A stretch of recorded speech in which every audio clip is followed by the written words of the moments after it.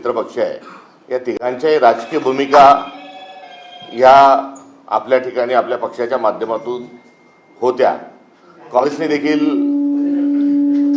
राज्यसभा ही आम्हाला मिळावी अशा प्रकारची एक भावना व्यक्त केली होती. मात्र एकमेका सहाय्य करू अवघे धरू सुपंत ही देखील भूमिका काँग्रेस पक्षाची होती. यामध्ये शरद पवार साहेबांसारखं एक जाणतं नेतृत्व, त्यांचं ज्येष्ठत्व आणि महाविकास आघाडीच नव्हे तर इंडिया अलायन्सचे एक मोठे नेते ही त्यांची असणारी जी एक ओळख आहे आणि त्यांचा जो एक अधिकार आहे, त्या अनुषंगानं सविस्तर स्वरूपामध्ये महाराष्ट्रातील आमच्या सर्व आमदार, महाराष्ट्रातील सर्व काँग्रेसचं नेतृत्व यांच्यासोबत आमची चर्चा झाली आणि चर्चेच्या अनुषंगानं प्रस्तावही होता. मात्र या चर्चेमध्ये आपण जी भूमिका आहे ही महाविकास आघाडीची घेतली पाहिजे हे अधोरेखित केलं. आणि ते करत असतानाच काँग्रेस पक्षाचे अध्यक्ष आदरणीय खरगे साहेब भिवंडी या ठिकाणी आलेले असताना राहुल गांधी या दोघांशी चर्चा झाली. दिल्ली मुक्कामी मी आणि आमचे विधिमंडळाचे नेते विजय वडेट्टीवारजी या दोघांचं समक्ष बोलून आमचं काँग्रेस अध्यक्षांशी झालं. आणि त्यानंतर आमचे प्रभारी चन्नीथलाजी आणि GSO संघटन KC वेणुगोपालजी यांच्याशी देखील ही चर्चा झाली. आणि या चर्चेच्या सर्व अनुषंगानं आज दुपारी काँग्रेस पक्षाने शरद पवार साहेबांच्या उमेदवारीला पाठिंबा द्यावा अशा प्रकारचा निर्णय हा काँग्रेस पक्षाचा हा झाला आहे. आणि महाविकास आघाडी म्हणून आणि एक ज्येष्ठ नेतृत्व म्हणून आम्ही आदरणीय शरद पवार साहेबांना काँग्रेस पक्ष म्हणून मदत करणार आहोत, मतदान करणार आहोत. ते आमचे उमेदवार राहतील.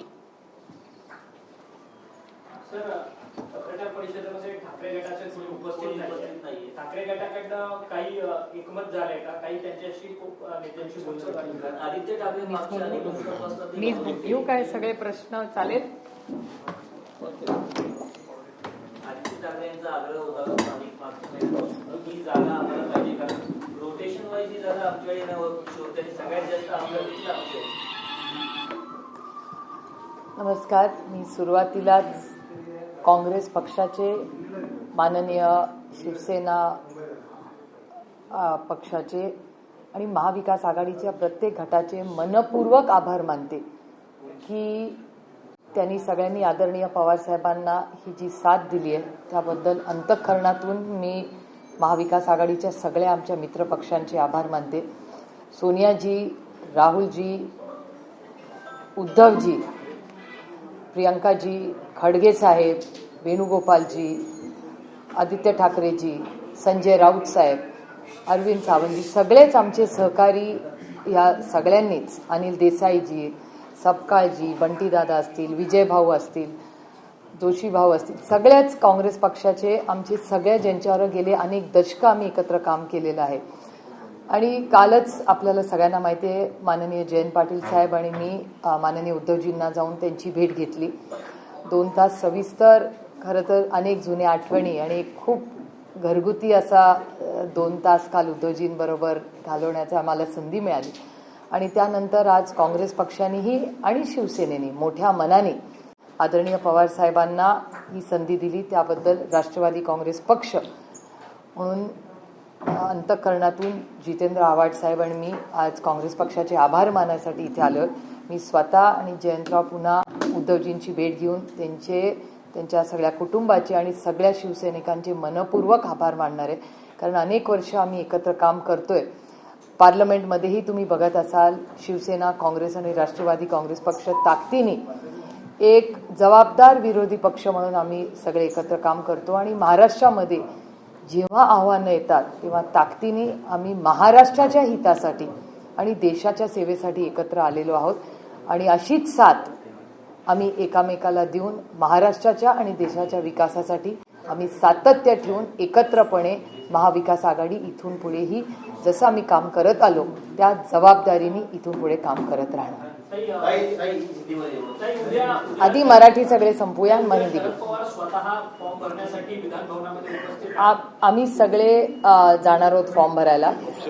आदरणीय पवार साहेबांचा आम्ही ऑप्शन्स चेक करतोय की काय काय कसं कसं करता येईल.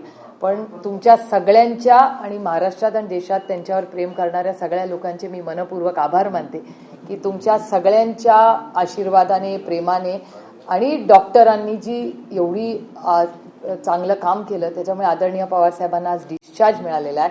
आणि पुढच्या काही दिवसात ते तुम्हाला माहिती आहे की ते किती उत्सुक असतात बाहेर जाऊन दौरे करण्यासाठी.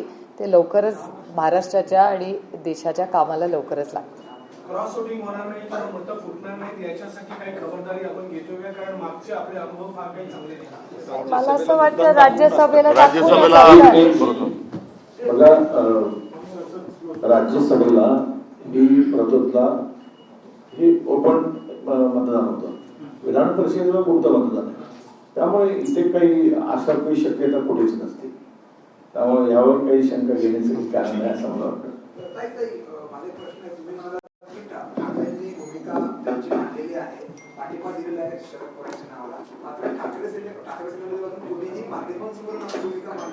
आत्ताच माननीय संजय राऊत साहेब आत्ताच आदरणीय पवार साहेबांना आमच्या घरी भेटून गेले. बंद करा विचारा. आत्ताच आदरणीय संजय राऊत साहेब आदरणीय पवार साहेबांना आत्ताच सिल्व्हर ओकला येऊन भेटून गेले. शिवसेनेच्या पक्षाच्या वतीने त्यांनी त्यांची भूमिका साहेबांवर मांडली. हो, अर्थातच ना. मैं तहे दिल से कांग्रेस पार्टी और शिवसेना और महाविकास आघाड़ी के सारे मित्र पक्षों को तहे दिल से उनकी आभारी हूँ कि आदरणीय पवार साहब के राज्यसभा नॉमिनेशन को पूरी ताकत से उन्होंने साथ दी है. सोनिया जी, उद्धव जी, राहुल जी, प्रियंका जी, वेणुगोपाल जी, सबकाल जी, विजय जी, बंटी भैया, सारे जो संजय राउत साहब और अरविंद जी, अनिल देसाई जी, जो भी हमारे कांग्रेस के साथी है, सारे हमारे सारे शिवसेना के साथी, हमारे सब मित्र पक्षों ने उन्होंने इतना बड़ा दिल दिखा के जो साथ हमें दी है, हम तहे दिल से उनके आभारी है. और महाविकास आघाड़ी जब से काम कर रही है वो देश के और राज्य की सेवा में हम लगे हुए हैं. आगे भी हम पूरी ताकत से एक दूसरे का साथ देके हम देश की सेवा राज्य की सेवा में लगे रहेंगे. कल खुद शरद पवार जी आएंगे वो अभी लॉजिस्टिक्स देख रहे हैं और 2-3 ऑप्शंस है उसमें का कर लेंगे. लेकिन आप सब ने जो प्यार और डॉक्टरों ने जो अच्छा ट्रीटमेंट उनको दिया है वो आज आप सबके आशीर्वाद और प्यार से घर आए हैं और 2-4 दिन में पूरे एक्टिवली वो काम पे लग जाएंगे. और पता अभी इधर जूम ऑप्शन है या क्या है वो सारा हम लोग देख रहे हैं. Thank you. पवार साहब जैसे वरिष्ठ नेता जा रहे हैं तो बीजेपी ने संकेत दिए थे कि पवार साहब अगर जाते हैं एमवीपी उम्मीदवार होते तो वो एक्स्ट्रा कोई अतिरिक्त उम्मीदवार नहीं उतारेंगे. अगर पवार साहब नहीं रहे तो दूसरा उम्मीदवार उतारने की उन्होंने बात कही थी. तो आपको लगता है कि अब चुनाव निर्विरोध हो जाएगा 7 जगहों पर? मेरे ख्याल से कल 3 बजे तक रुकते हैं. लेकिन फिर भी आपको क्या लगता है कि नहीं, मुझे नहीं पता. मैं महाविकास आघाडी का पूरा बता सकते. बिनविरोध व्हावे अशी अपेक्षा आनंदच आहे. म्हणजे झाला बिनविरोध तर चांगलंच आहे. बिनविरोध झाला तर व्हायला पाहिजे. बिनविरोध राज्यसभेचं मतदान फिक्स्ड असतंय त्यामुळे मतं काय इकडे तिकडे व्हायचा विषय नसतो. त्यामुळे बिनविरोध होईल अशी आम्हाला खात्री आहे. सबका सब हिंदी में बोलिए पवार साहब. राज्यसभा की 7 जगह का चुनाव महाराष्ट्र में होने जा रहा है, जिसमें से एक जगह जो है वो इंडिया अलायंस तथा महाविकास आघाड़ी को एक जगह मिलने वाली है. हमारा उतना वोटिंग है उससे भी थोड़ा ज़्यादा है. और तीनों पक्षों की और अन्य जो हमारे मित्र पक्ष है, मगर 3 जो प्रमुख पक्ष है 3 प्रमुख पक्षों की राजनीतिक अपनी अपनी एक राय थी. कांग्रेस ने भी राज्यसभा की सीट हमें चाहिए इस प्रकार से अपनी बात को रखा था. उसमें प्रत्यक्ष स्वरूप में विजय वडेट्टीवार जी और हम खरगे जी से भी इसको लेकर हमारी चर्चा हुई थी. भिवंडी में राहुल जी आए थे तो उनके साथ साथ भी इसको लेकर चर्चा हुई.